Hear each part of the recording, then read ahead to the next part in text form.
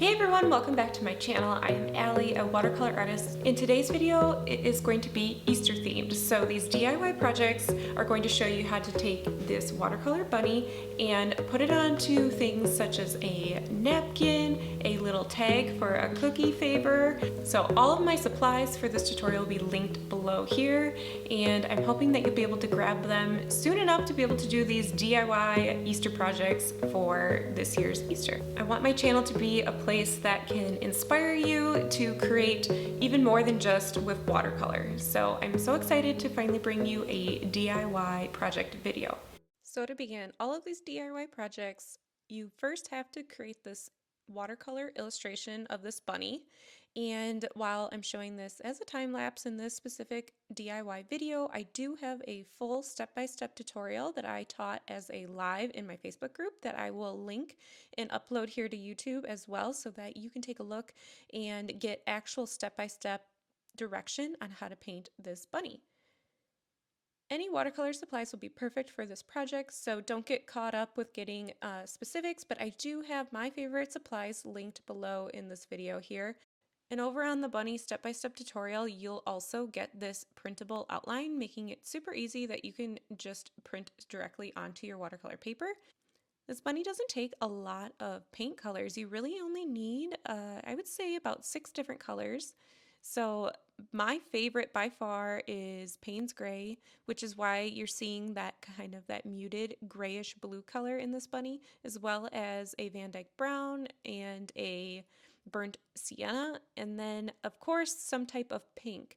I didn't have the right pink, so what I did was take the Algerian crimson color that I have, a red color, and I mixed it with a little bit of the yellow ochre, and it gives us kind of like a peach color for the ears.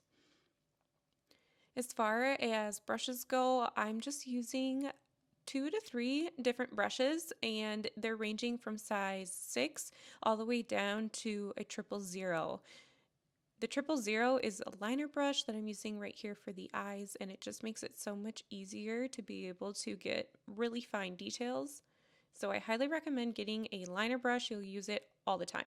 And you really don't even have to do this with watercolor. Of course, this is my medium of choice, but you could do this with markers, colored pencil, really your favorite medium that you like to illustrate with. Definitely put your own spin and style into this. Once the painting is finished, it's time to digitize and get it into the computer. There are a number of different ways this can be done, but my preferred way is to use a quality scanner. If you don't have a scanner, you can just use your phone or a camera to take a picture. Just be sure to take the photo in natural light, away from harsh sunlight or shadows. You'll want to take it as flat as possible.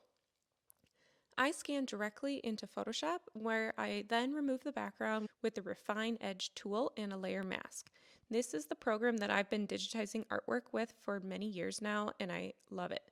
It's the best way to have control over retaining the outer edge of the painting while also being able to tweak colors. And I'm putting together a digitizing guide to share the secrets that I've learned over all these years from turning artwork into products. I'll include that link below if you are interested in more details. But if you don't have a paid subscription to Photoshop, I did find an amazing free background remover tool through Adobe Express that I will link here below. And then once you are done digitizing your bunny and got the background removed, you'll want to export or save the file as a PNG file with a transparent background. For these DIY projects, you'll need a few supplies outside of your watercolor supplies. You'll want a paper cutter, a sharp pair of scissors, a hole puncher, and I'm actually using a crocodile eyelet tool with these gold eyelets, then some ribbon, cardstock paper, an iron-on paper, cotton flour sack dish towels, and cotton or linen napkins. You'll also need an inkjet printer to be able to print all these designs onto.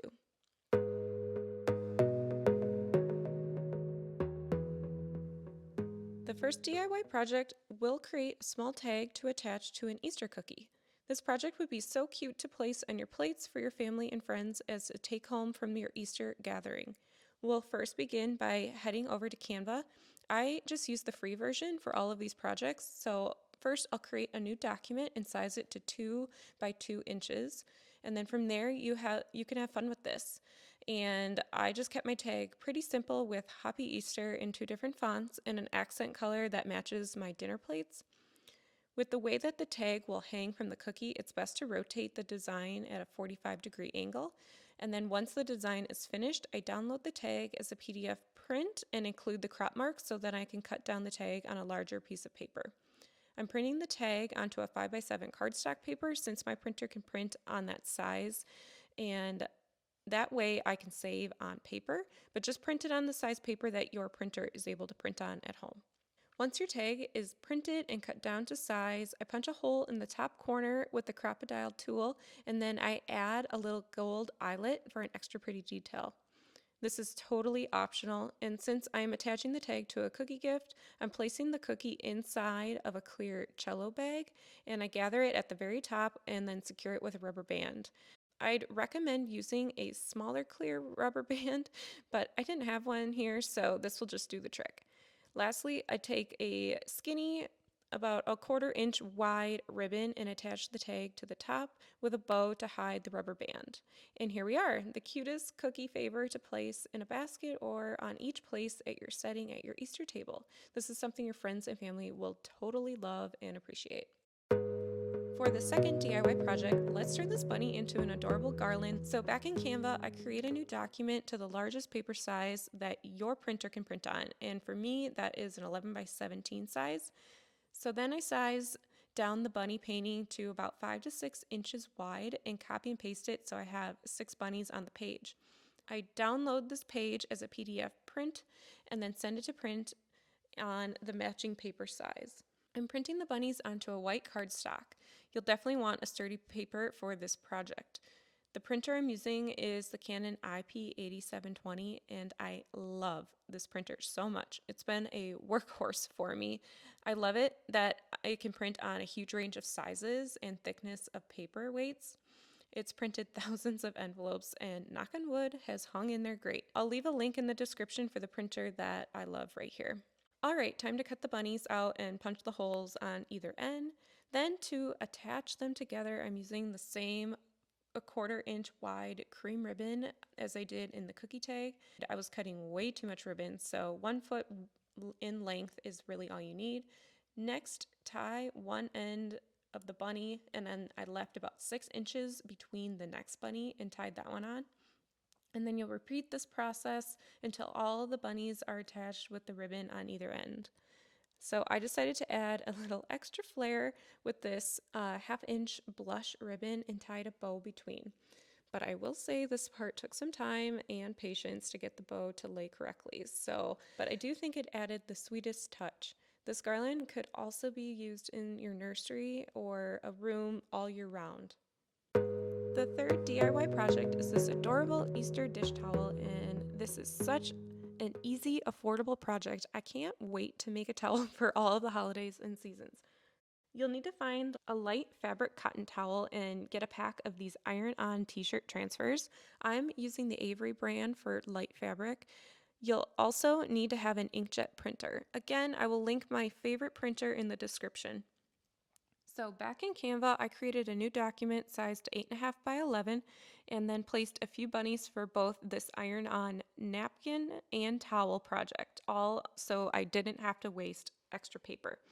So for the towel, I sized the bunny to 6 to 7 inches wide, and then for the napkin project, I'm sizing 4 little bunnies down to about 1 to 1.5 inches wide. It's really important to iron out the towel so there aren't any wrinkles to affect the transfer. When it comes to setting up for the transfer, the iron-on directions say not to do this on a soft ironing board, so I use a wood cutting board and then laid a towel down for a barrier layer, and then the towel that I'm actually ironing on top of that towel. Just follow the directions on the iron-on sheets. They have a really easy to follow directions.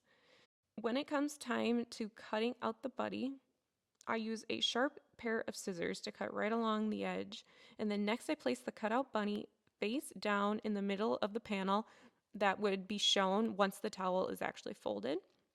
And this is where the magic happens. So it's time to iron over the bunny for about 30 seconds to about a minute. It's very important to let the bunny cool before peeling the paper back. I know it will be so hard to be patient, but the transfer will peel if it's not fully cooled. So once it is cooled, very carefully peel away the paper, and left will be the cutest little bunny on your towel. I decided to actually add a little extra texture to mine with punch needle and added a few little carrots below.